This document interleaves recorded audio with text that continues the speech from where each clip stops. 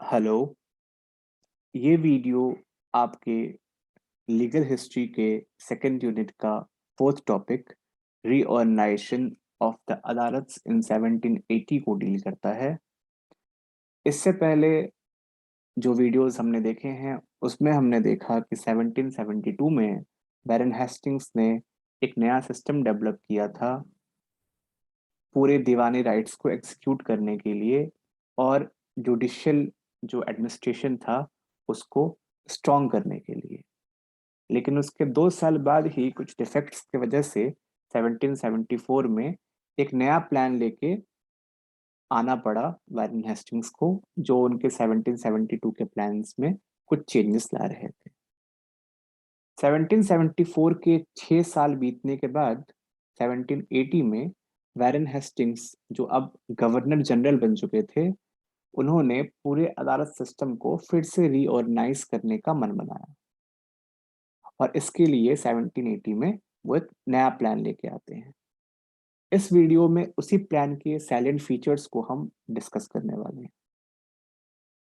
जो पहला फीचर हमें दिखता है उसमें हमें मालूम चलता है कि कंपनी के द्वारा जो पूरे मुफस्सिल को 6 डिविजन्स में बांटा गया था, इसमें एक डिवीजन चेंज करके पूर्णिया इंक्लूड किया गया।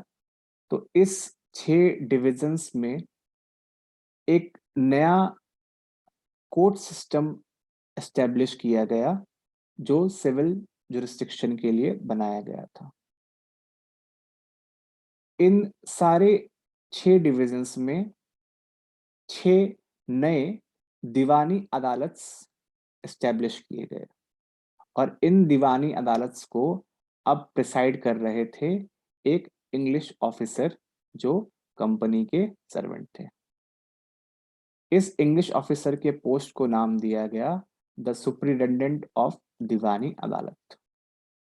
तो आप क्या समझे कि जो 6 डिविजन्स अंग्रेजों ने, ब्रिटिश ईस्ट इंडिया कंपनी ने बनाए थे, उन 6 डिविजन्स में एक दीवानी अदालत सेट किया गया और उस दीवानी अदालत के पास सिविल जुरिस्डिक्शन था उस एरिया का।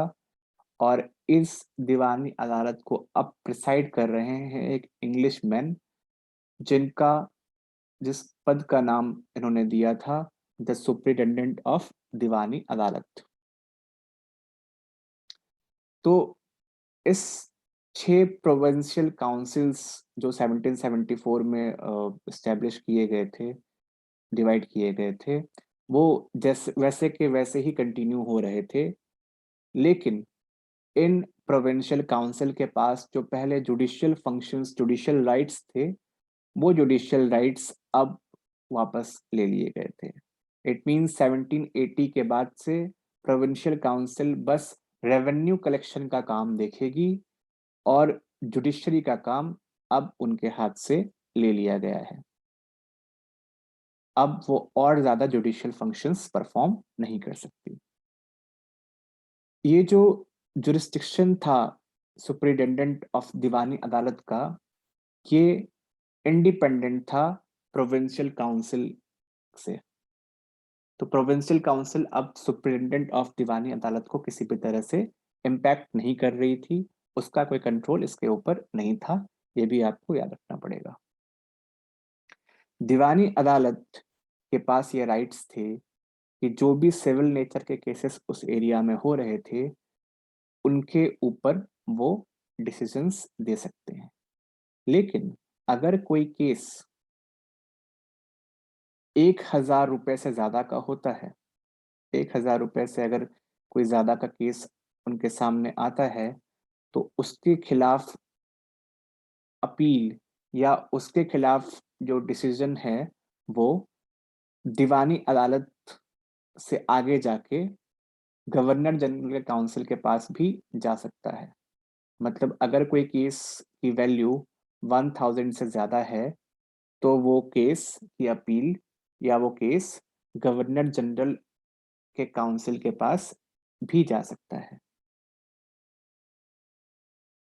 दीवानी अदालत के पास जो भी मैरिज, कास्ट या दूसरे रिलीजियस से जुड़े हुए कोई ऐसा केस आता है, तो अदालत उस केस को कुरान जो मुस्लिम लॉ था या फिर हिंदू जो शास्त्र थे उसके अकॉर्डिंग डील करता है। अगर वो केस में मुस्लिम्स इन्वॉल्व्ड हैं तो कुरान का सहारा लिया जाएगा, अगर हिंदूज इन्वॉल्व्ड हैं तो शास्त्रों का सहारा लिया जाएगा। और क्योंकि जो इंग्लिश जज थे वो इस कुरान और शास्त्र के रूल्स से